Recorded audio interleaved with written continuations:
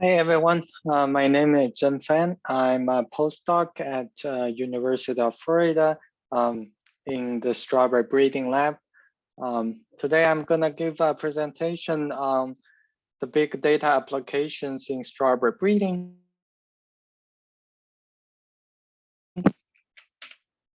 At first, I want to introduce our program. Florida is a major winter supplier of strawberry fruit in the US. The breeding program started in 1948, and over the years, we have several high impact releases. I listed two of them here. One is Florida Sensation, which have a very sweet taste. The other is Florida Fortuna, which sell very well in the Europe. And currently, we have over 10,000 acres of strawberry growing in Florida, especially in the Plant City region.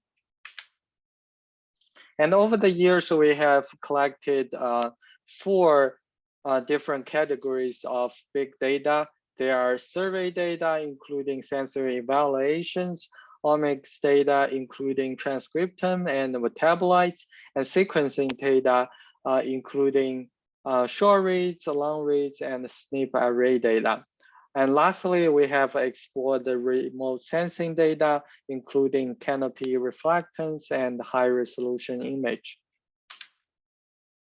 So in the following examples, I'm gonna introduce several applications where we combine different categories of data and trying to find some important biological meaning.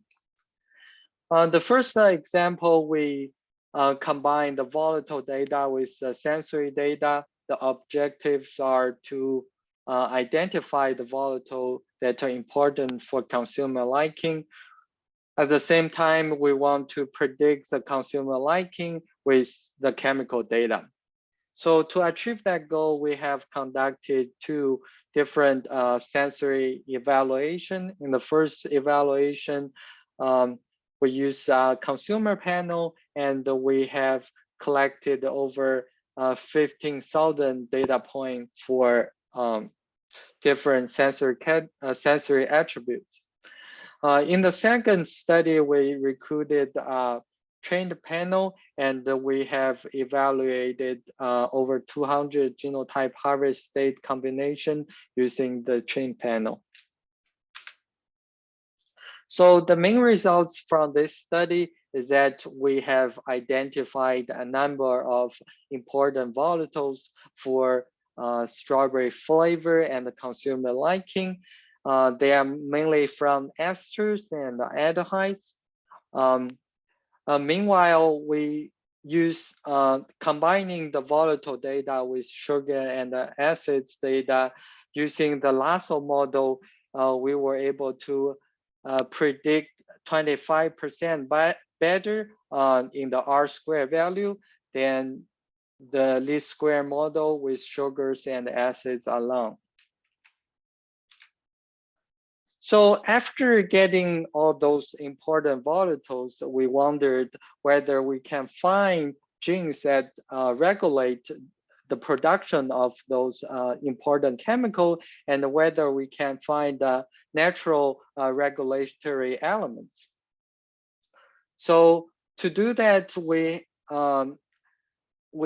conducted RNA-seq study for 196 breeding accessions and use all those transcriptome data to map eQTLs for all the expressed gene in the strawberry fruit. We also sequenced a UF variety with PacBio hi-fi read to assemble a high quality UF variety, genome of a UF variety. Lastly, we conducted a GWAS panel for the volatiles using more than 300 individuals. From the eQTL study, we find over 68,000 expressed eQTL. Let me find the pointer here. And we find over 22,000 EQTL have cis EQTL, which means the EQTL is very close to the gene. And we also find over 20,000 dis-EQTL, meaning that those EQTL are distant from the gene. Using the GWAS, we identified 62 signals for different volatiles, and we complete a really high quality phase genome. And we only find in the scaffolds, there are only 88 and 79 gaps. And combine the three data sets allowed us to identify favorable alleles for the flavor gene. Same time, we developed the HRM marker based on the causative mutation. And those markers can be used in mass screening. So the above mentioned traits are under simple genetic control. What about the quantitative traits like soluble solid content and strawberry yield? So for those traits, we adopt genomic selection methods. And this work is led by Dr. Luis Osorio and Dr. Suji Verma from our lab. So the objectives are predict parents from both seedling population and the advanced selection trials. And the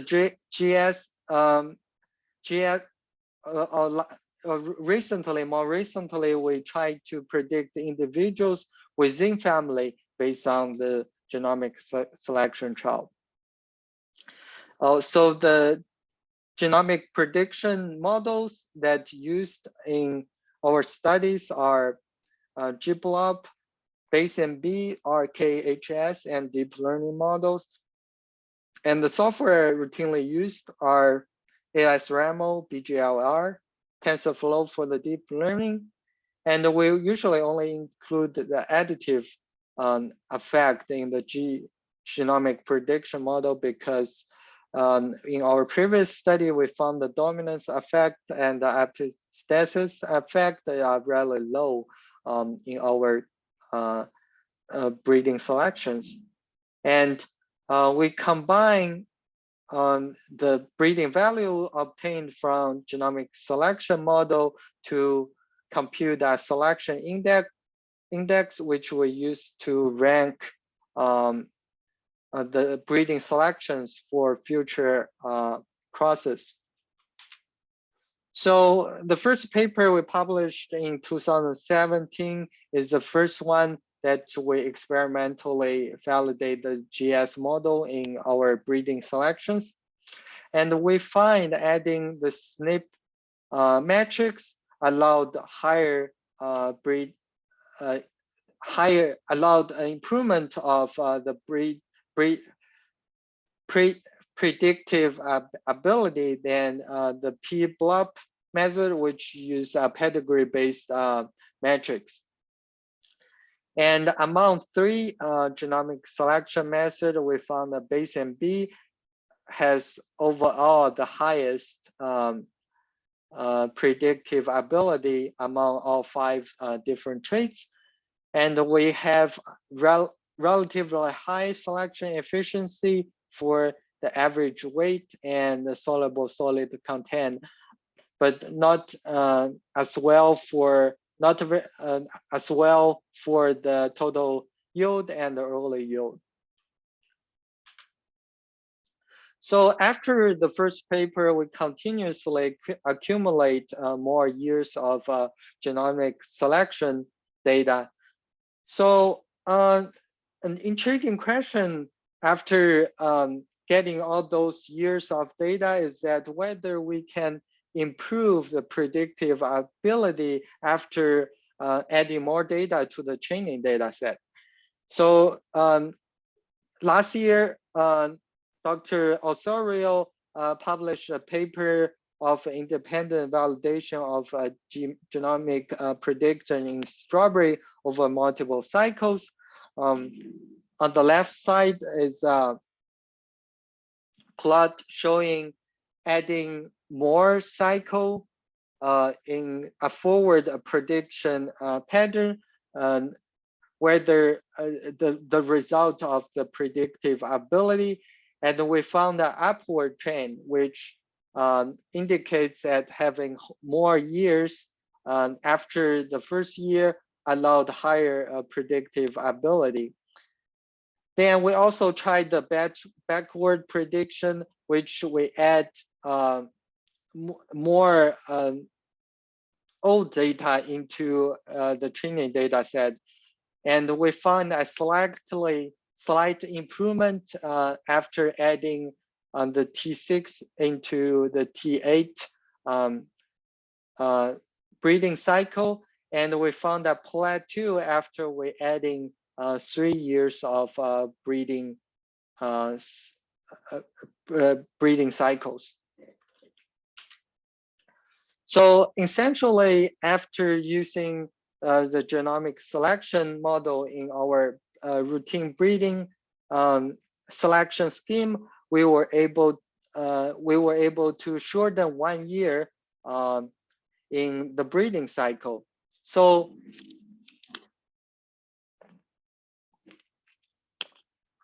previously, we need to evaluate the ceiling for at least 2 years, 1 year in small plot and 1 year in large replicate plot before they can be used in crosses.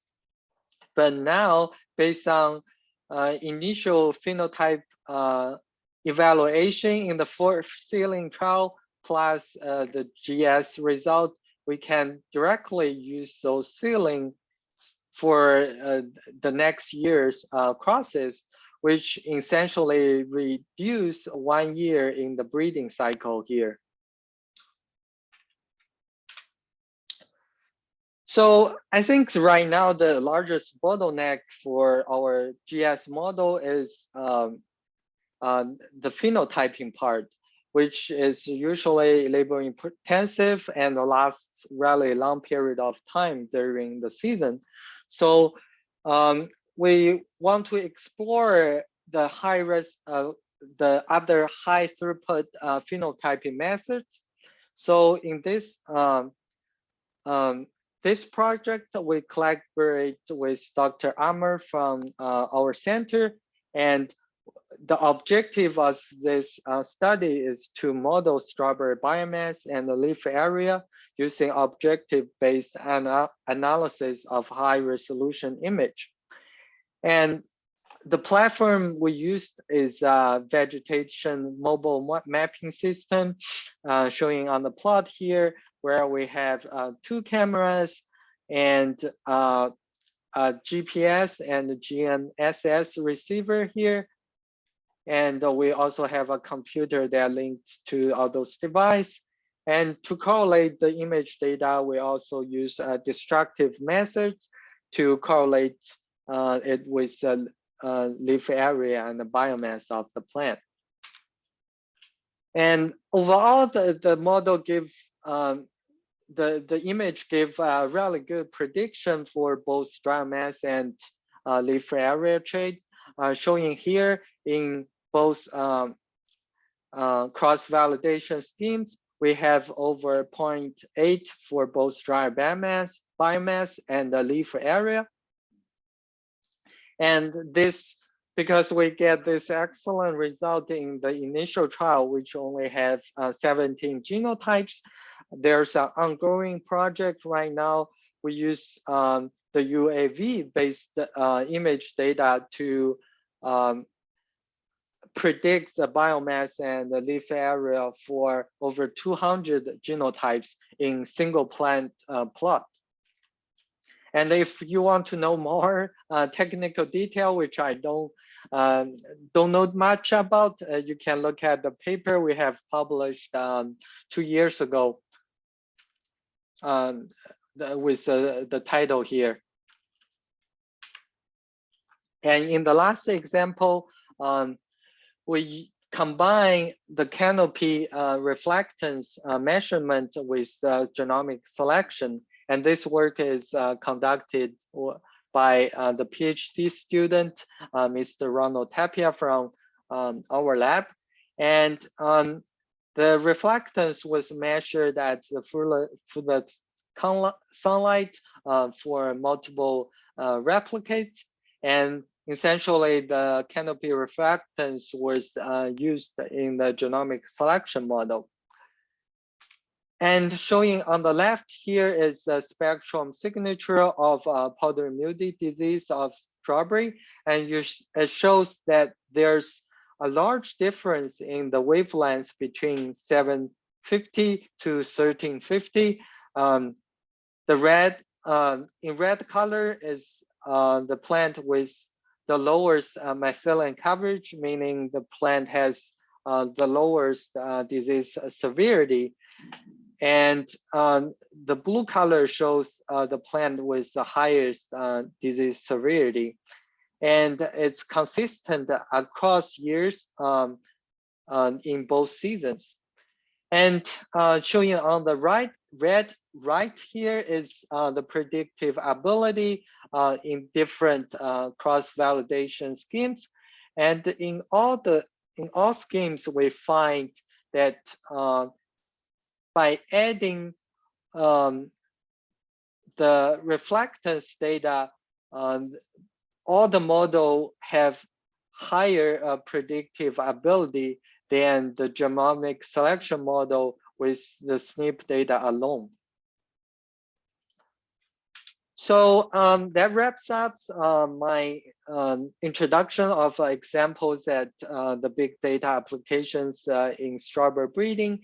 And in the last slide, I want to thank my supervisor, Dr. Vance Whittaker, and all the participating labs for those projects. And I'm open to any questions if there's any.